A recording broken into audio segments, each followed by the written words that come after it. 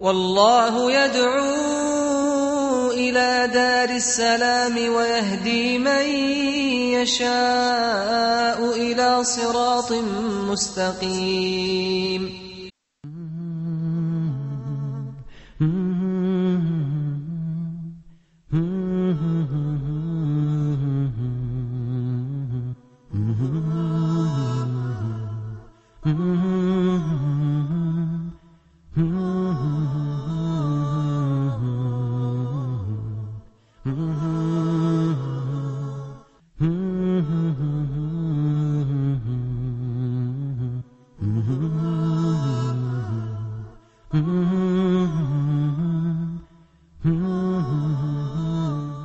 بسم الله الرحمن الرحيم.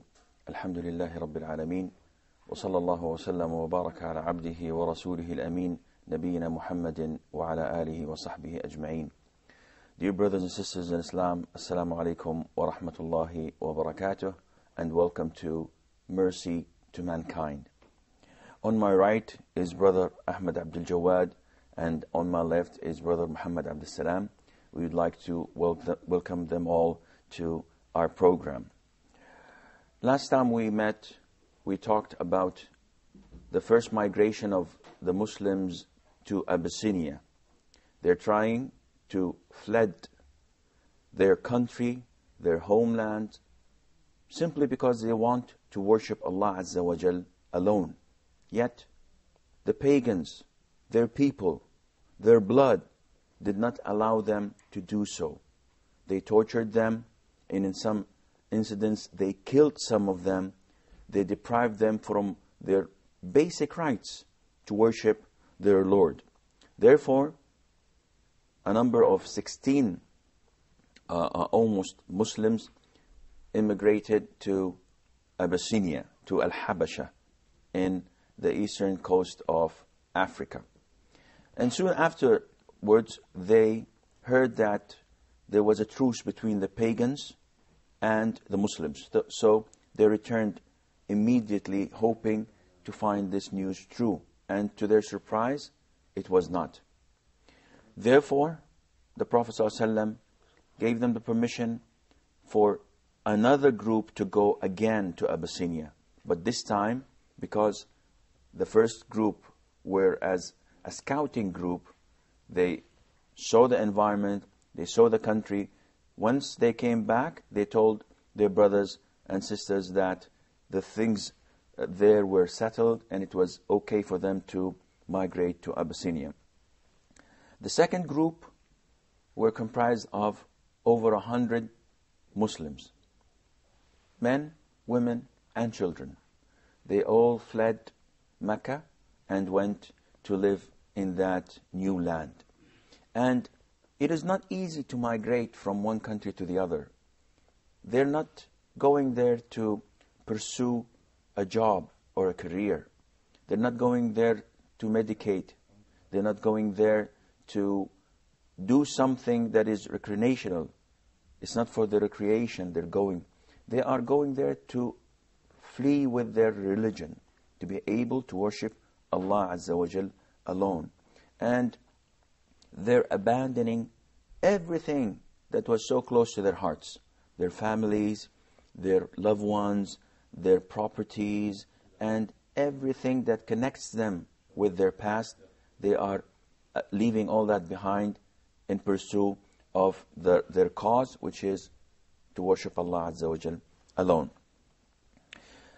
Do we think that the pagans left them on their own because they have left their country?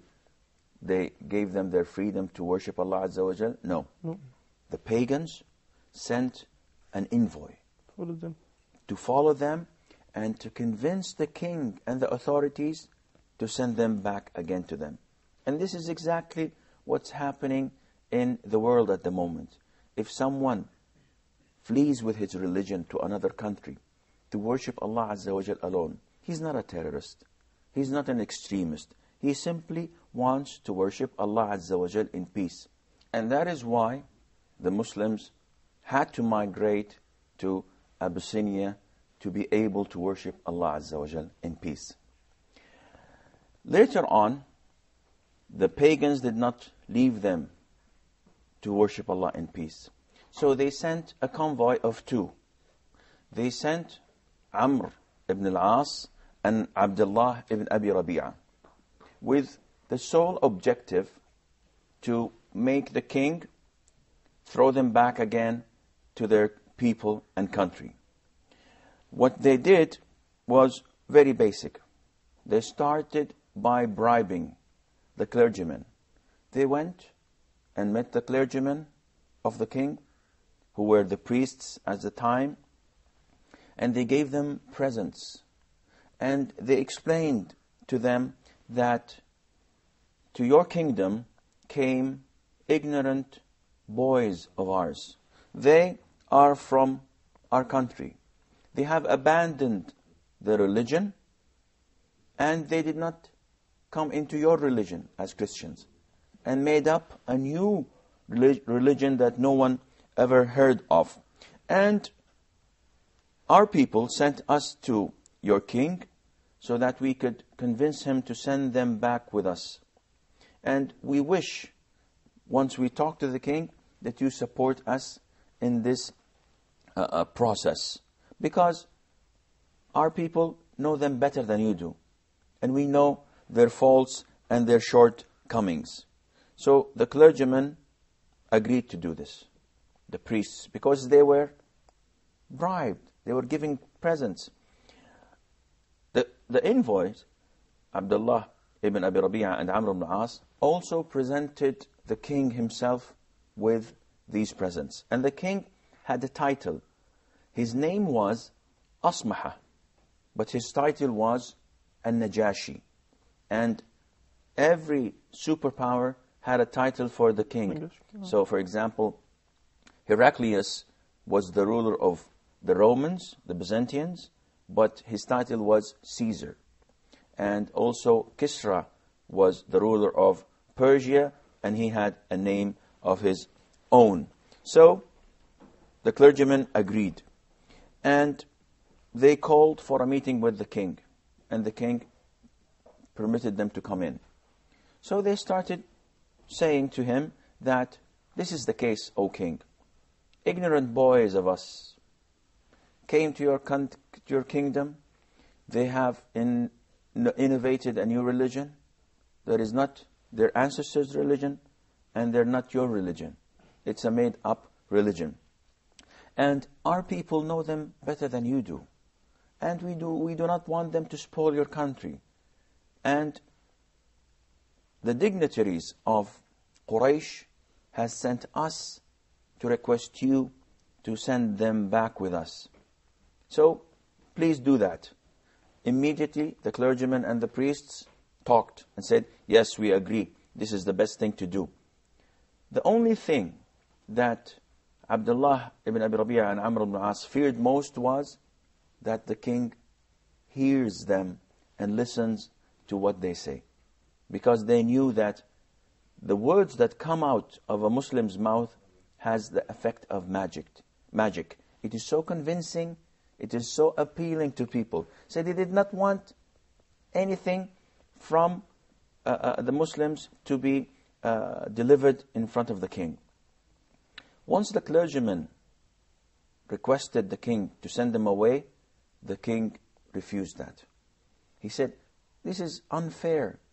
People coming to my country, trusting me, choosing me over all the other countries. And you want me to send them away without hearing their justifications to what you have said? This cannot be done.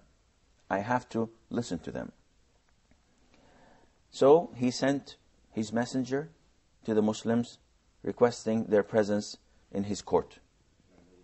The Muslims, once they heard that they were requested to appear in front of the king, felt helpless. And they were afraid. Now, we have just landed in this country and we are enjoying the freedom of worshipping Allah Azza wa Jal without being tortured or harassed. And now the king wants us to talk to him. What will we do? He will definitely send us away with Amr ibn al-As and his companions. But faith always prevails. They said, we will go and meet him, and there is nothing for us to hide. We will say whatever Islam tells us to do. So they went there. And their spokesman was Ja'far ibn Abi Talib. He was the cousin of the Prophet ﷺ. So he told him, the king asked him, what is this religion that you have brought to my country? And why did you abandon the religion of your ancestors? And around the king were those clergymen with their Bibles open around him. So Ja'far ibn Abi Talib answered him in a very straightforward way. He told him, O king, we were people of ignorance, and we used to worship idols. We used to eat dead meat that was not slaughtered. Any dead animal, we could eat the flesh of it. We used to do everything that was bad, especially vice. We used to not connect with our next of kin and relatives. On the contrary, we used to abuse them. We used to be bad with our neighbors. We never respected our neighbors. And it was survival of the fittest. The stronger usually ate and overcome the weak. We used to be living in such manners until Allah the Almighty sent us a messenger from among us. We know him, we know his lineage, we know his fathers and forefathers. He was among us, and we knew how honest, trustworthy, and faithful he was. We knew him because we saw whatever he did, and he was not one of the bad ones. He was among the very best of us. He called us for one thing. He called us to worship Allah Azza wa Jal alone and forget everything else that we used to worship and associate with Allah. He told us not to worship the stones, the idols, the trees that we used to worship. He told us and ordered us to be honest in speech, to fulfill our promises, to give whatever we have been entrusted with, and to be kind to our next of kin, and to be kind to our neighbors and give them the best things we have. He told us not to do anything that is bad, and he told us that bloodshed is forbidden. So he prevented us from killing each other. He prevented us from false testimonies, and he prevented us from abusing the money of orphans. And he told us not to worship except Allah Azza wa Jal. He ordered us to pray and to pay money for the poor. And he asked us to fast the holy month of Ramadan. And Ja'far started mentioning the good things about Islam to the king. And this is what we have done, and this is what we have performed. And that is why our people did what they did to us, tortured us, abused us, and kicked us of our country. We have a short break, and inshallah, we will be right back.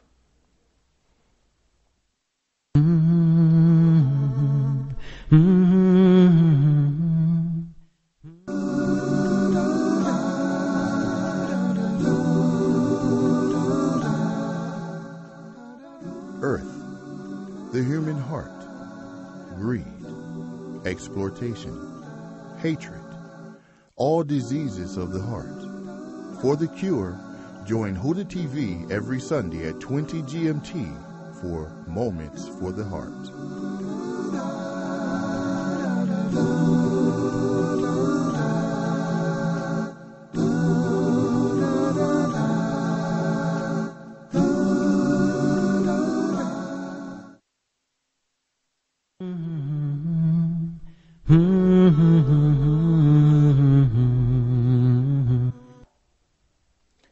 alaikum wa rahmatullah, and welcome back.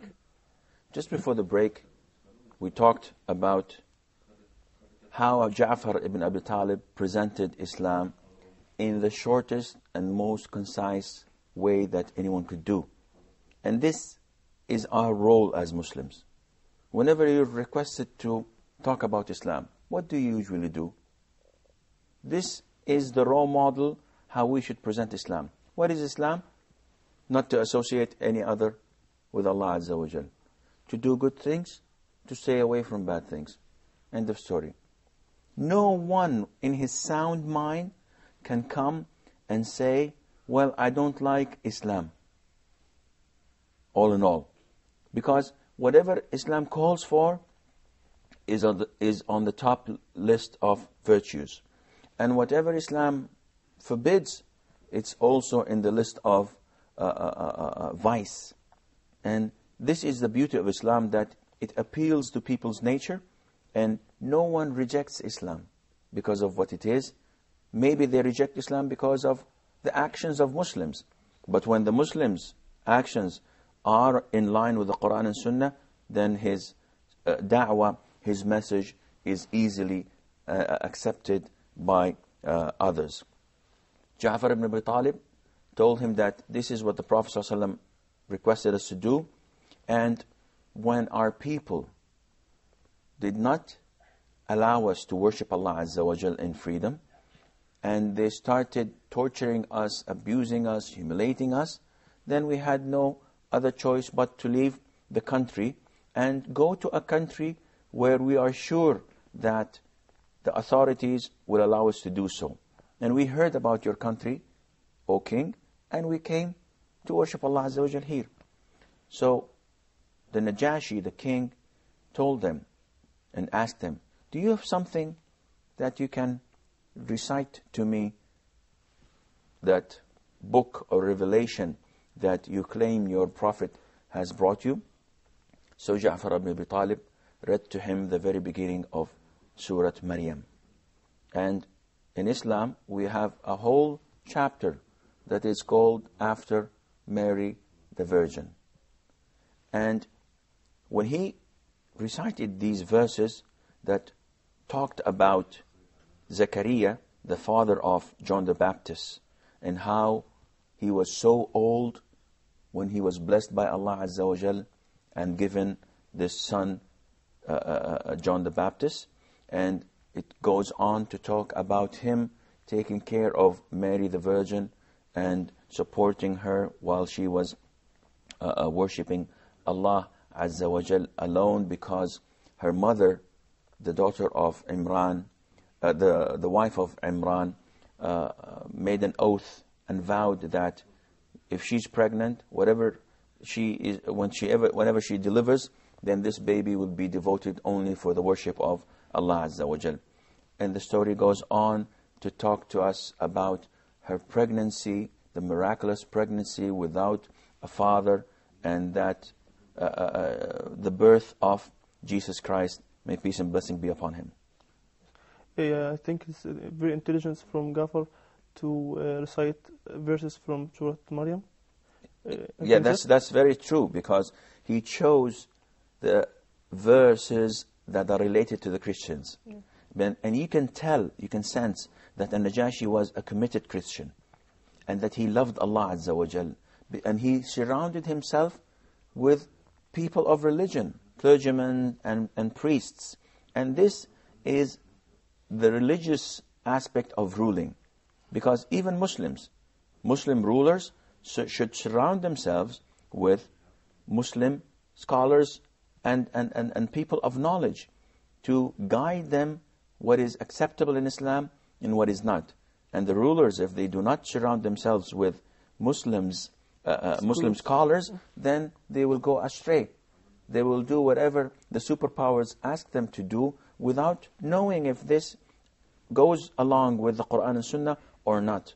And without the support of Allah Azza wa Jal, we have no one to support us, because it is Allah subhanahu wa ta'ala that brings all the benefit and prevents all the harm. La ilaha illahu. I want to ask a question. why the pagans choose Amr ibn As and Abdullah ibn Abi Rabi'ah. Definitely, when you send someone to execute a mission, you have to pick the best one for that mission. Amr ibn al-As was known to be one of the smartest Arabs at the time. He used to be called the Dahiya of the Arab because he was so intelligent and he knew how to plot and make strategies and execute them. And that is why, and he was very articulate. And that is why once you hear his presentation in front of the king, to me, I was convinced. If I were the king, I would have sent them away because it was very convincing. They are from our people. They've left the religion of their ancestors and made up a new religion. And we know them more than you do. And all what we want is for you to send them with us. And I was sent not by the lower level of people. I was sent by the dignitaries of Mecca, of Quraysh. So I come with power. So this kind of presentation shows you his intellectual powers. And that is why they chose him to go and bring these people. Sheikh, migration in Islam, as we know, that is leaving a non-Muslim country or going to a Muslim country where you can apply the rules and the pillars of Islam. So the Muslims went to Abyssinia or to Habasha, and that was a non-Muslim country. Mm-hmm. And why they exactly choose this country? Okay, that's a very good question. Migration originally is not to go to a Muslim country. Migration is performed to enable you to worship Allah Azza wa Jal freely. So even if you live in a Muslim country where you are oppressed, tortured, and prosecuted just because you are a Muslim or practicing Islam, then it is a must that you migrate to go somewhere where you can practice Islam. Even if that somewhere were to be a non-Muslim country, as the case nowadays, unfortunately, with the Muslims drifting away from Islam. So at the time of the Prophet ﷺ, there were no Muslim countries. The Prophet ﷺ gave us the justification. He told the companions, once he told them and instructed them to go to Abyssinia, he told them that the reason behind that is that the ruler of Abyssinia is a fair and just king. People would not be done wrong to in his presence. And that is why they went. And it was manifested here clearly that was the case. So once the king heard from Ja'far ibn Abi Talib, and Ja'far started reciting the few verses of Surah Maryam, the Virgin Mary, the king started to cry. And all the priests and clergymen also started to cry because they were touched by this beautiful story, by this beautiful chapter of the Quran. And then the king said, you may go and worship Allah as you please. I will not allow them to take you to your country. And everyone went back to their quarters. Abdullah ibn Abi Rabi'ah and Amr ibn al-As were furious because they failed their mission. Amr ibn al-As, who was one of the most intelligent Arabs at the time, said, tomorrow I'm going to do something that will annihilate them from this country.